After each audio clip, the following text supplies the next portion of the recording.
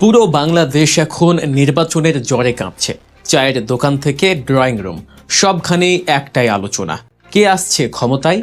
বাংলাদেশের সাবেক পররাষ্ট্রমন্ত্রী ডক্টর মোমেন, তার একটা সাক্ষাৎকার দেখলাম।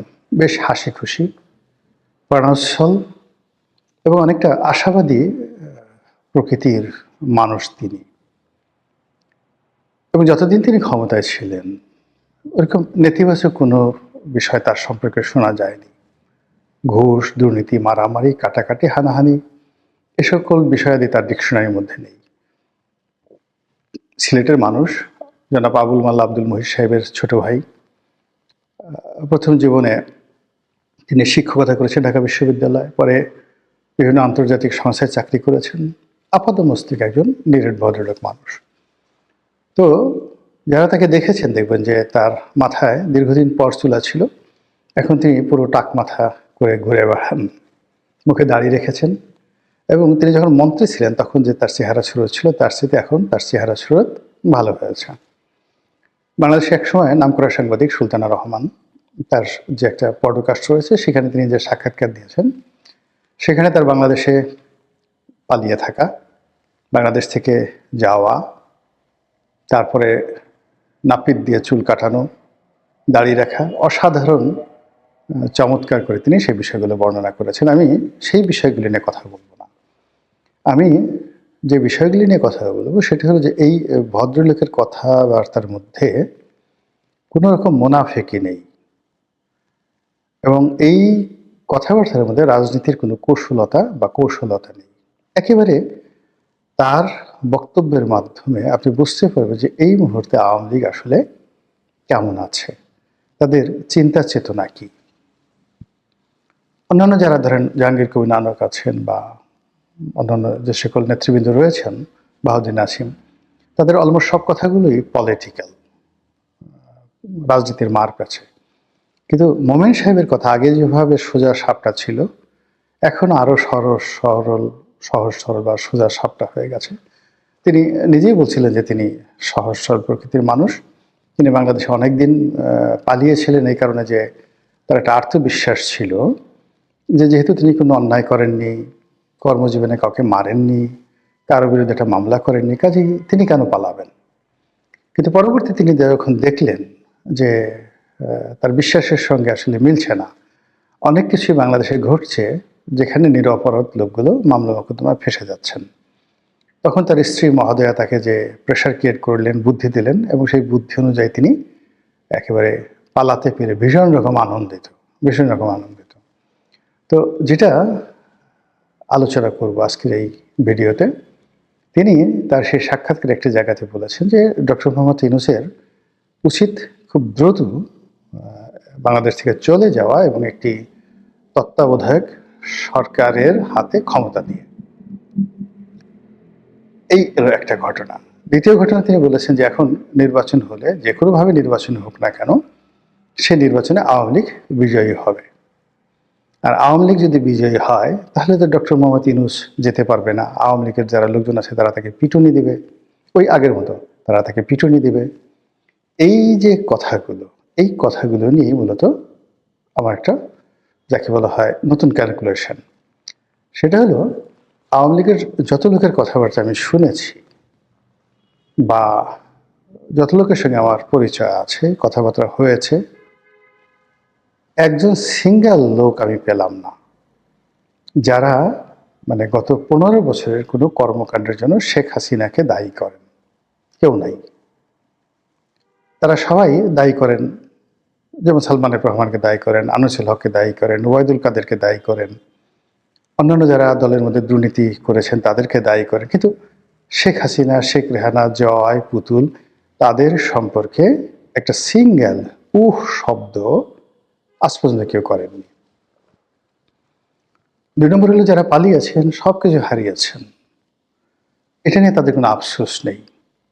তারা খুব দ্রুত ফিরতে চান, আর এই ফেরার জন্য তারা এক বুক আশা নিয়ে বসে আছেন। আর তাদের যে মিনতি, তাদের যে আকুতি, সবই আওয়ামী লীগকে নিয়ে, সবই শেখ হাসিনাকে নিয়ে। দরকার হলে 10 বছর পরে থাকবেন। আমি অনেককে বলি যে আপনি তো 20 বছর আগে ফেরত আসতে পারবেন না। তখন বলে হয়তো মরেই যাব, 20 বছর তো বাঁচবো না। কিন্তু তাই বলে একবারও শেখ হাসিনাকে, বঙ্গবন্ধুকে, আওয়ামী লীগকে গালি দিয়েছে এরকম কোনো লোককে আমি এখন পর্যন্ত পাইনি। This is very significant. যারা আওয়ামী লীগের বিরুদ্ধে যাকে বলা হয় ন্যারেটিভ দাঁড়া করাতে চাচ্ছেন, যারা আওয়ামী লীগের বিরুদ্ধে রাজনীতি করতে চাচ্ছেন, তাদের জন্য এটা একটা হুঁশিয়ারি শব্দ যে একটা একক নেতৃত্বের প্রতি কোনো রকম গ্রুপিং ছাড়া, কোনো রকম বিকল্প ছাড়া পুরো 35% আওয়ামী লীগের যারা ভোটার আছে তারা তাদের দেহ, মন, মানসিকতা, চিন্তা চেতনা শেখ হাসিনা, শেখ রেহানা, জয়, পুতুল এই পরিবারের উপর তারা নিবদ্ধ করে রেখেছেন, যেটি বিএনপির ক্ষেত্রে হয়নি। বিএনপির বহু মানুষ যারা বেগম জিয়াকে ভালোবাসতেন, তারেক রহমান সাহেবকে ভালোবাসতেন না। যারা তারেক রহমান সাহেবকে ভালোবাসতেন তারা বেগম জিয়াকে বা তার লোকজনকে ভালোবাসতেন না। আবার তারেক রহমান সাহেবের সঙ্গে যাদের বনিবনা হতো না, তারা ক্ষমতার জন্য, পদ পদবীর জন্য সামনে থাকতেন বা আছেন, কিন্তু পেছনে পেছনে কটূক্তি করতে ছাড়তেন না। কিন্তু সেটা আওয়ামী লীগের লোকদের মধ্যে দেখা যাচ্ছে না। তারা কেউ বলছে না শেখ হাসিনা আমাদের ছেড়ে কেন পালালেন, তিনি তো বিদেশে হাজার হাজার কোটি, লক্ষ লক্ষ কোটি টাকা পাচার করে এখন পায়ের ভোর পা তুলে দিল্লিতে রাজার মতো আছেন, আর আমরা ভিখারির মতো এখানে পড়ে আছি, মামলা খাচ্ছি, মোকদ্দমা খাচ্ছি, আরো কত কি বলতে পারতেন না? কেউ বলছেন না, সিঙ্গেল ওয়ান নেই। This is very very significant.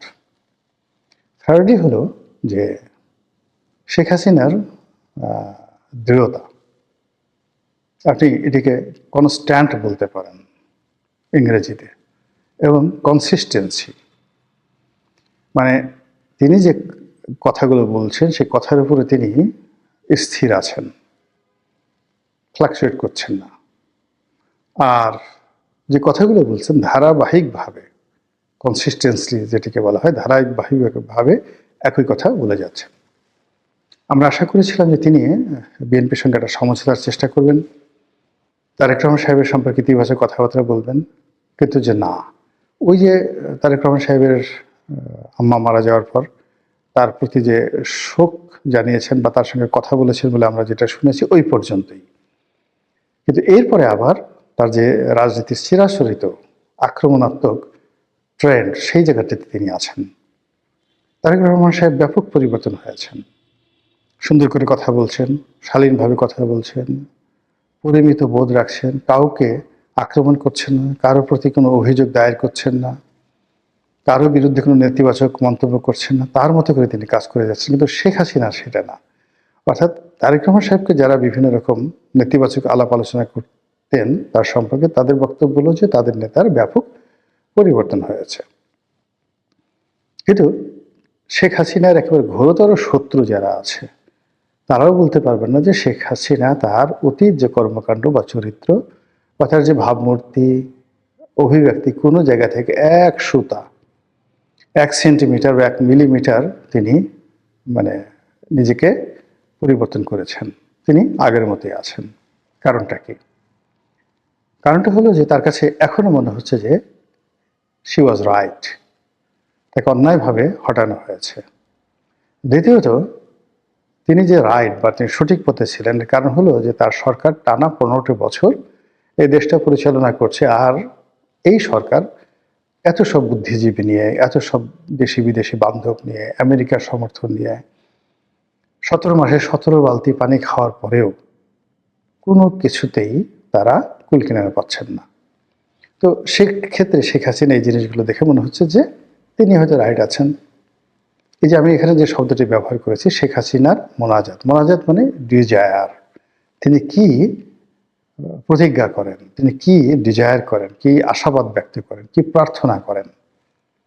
মোনাজাত যদি আমরা প্রার্থনা ধরি, দ্য প্রেয়ার, তো সেক্ষেত্রে আপনি দেখবেন যে শেখ হাসিনার বক্তব্য হলো তিনি বাংলাদেশে আসবেন, নেতাকর্মীদের বলেছেন সবগুলোর তালিকা করে রাখো, এবং তিনি সবগুলোর বিরুদ্ধে প্রতিশোধ নেবেন। তার দৃঢ়তা এমনই যে তিনি নেতাকর্মীদের বলার চেষ্টা করছেন যে আমি অতীতে যা কিছু বলেছি প্রত্যেকটা জিনিস করে ছেড়েছি, ইনশাল্লাহ আগামী তো এই জিনিসগুলো আমি করে ছাড়ব। এই কথাগুলো কিন্তু মানে রাজনীতির কথা নয়, বা এই কথাগুলো কথার কথা নয়, বা এই কথাগুলো তার নেতা কর্মীদেরকে উজ্জীবিত করার জন্য নয়। আমার কাছে এটা মনে হচ্ছে যে শেখ হাসিনা এমনই, প্রথম থেকেই তিনি এইভাবেই আক্রমণাত্মক কথা বলছেন সব সময়। আমি অন্তত 81 সন থেকে তাকে যেভাবে দেখেছি, মানে যখন ঢাকা বিশ্ববিদ্যালয়ে মানে কি বলবো ছাত্রলীগ ছাত্রদল মারামারি হতো, এই বিষয়গুলো শেখ হাসিনা নিজের হাতে হ্যান্ডেল করতেন। কার আর্মস দরকার, কার অ্যামুনেশন দরকার, কার গুলি দরকার, কার বোমা দরকার, কে কটা মারবে, কে কোন জায়গায় কি করবে, এই পুরো জিনিসগুলো তিনি নিজের হাতে তদারক করতেন। এবং এটা এখন তো ওপেন সিক্রেট হয়ে গেছে। তো সেই জায়গা থেকে তার কোনো বিচ্যুতি হয়নি, তিনি আগের মতোই এরকম কাজগুলো করে যাচ্ছেন। ফলে যতদিন তিনি সুস্থ আছেন, সবল আছেন, এই রাজনীতির ময়দানগুলো সংঘাতপূর্ণ হবে, প্রতিহিংসা আরও বাড়বে, এবং কোনো অবস্থাতেই শেখ হাসিনার যারা প্রতিপক্ষ তারা উনি যতদিন আছেন সুস্থ থাকতে পারবেন না। এমনকি আওয়ামী লীগের যে সমস্ত লোকজন রয়েছেন তারাও সুস্থ এবং সুস্থির থাকতে পারবেন না। এর কারণ হলো যে এটা আমি এখন কীভাবে বলবো, ধরুন আওয়ামী লীগের লোকজন শান্তিপূর্ণভাবে একটা মিছিল করলো, তো তারা জানে মিছিল হচ্ছে, শেখ হাসিনা দিল্লি থেকে গোপনে তার 2 জন কর্মীকে বলল মারো বোমা, বোমা মারলো, একটা দুর্ঘটনা ঘটে গেল, মামলা হলো, এবং সেই মামলায় ওই আওয়ামী লীগের যারা লোকজন আছে তারা পাইকারি হারে সবাই পড়ে গেল।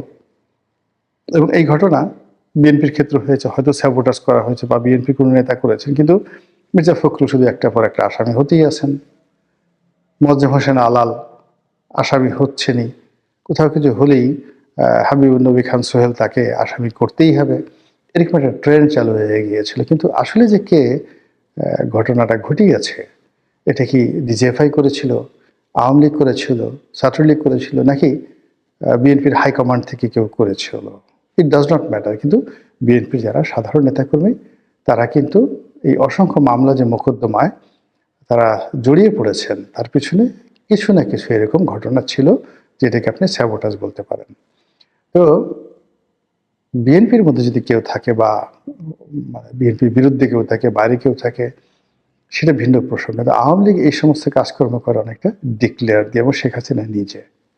তো কাজেই সামনে যে রাজনীতিগুলো আসছে সেই রাজনীতিতে কতটা প্রতিহিংসা হতে পারে, সেই রাজনীতিতে কতটা যাকে বলা হয় অবিশ্বাস, অনাস্থা থাকতে পারে, আশা করি আপনারা বুঝতে পেরেছেন।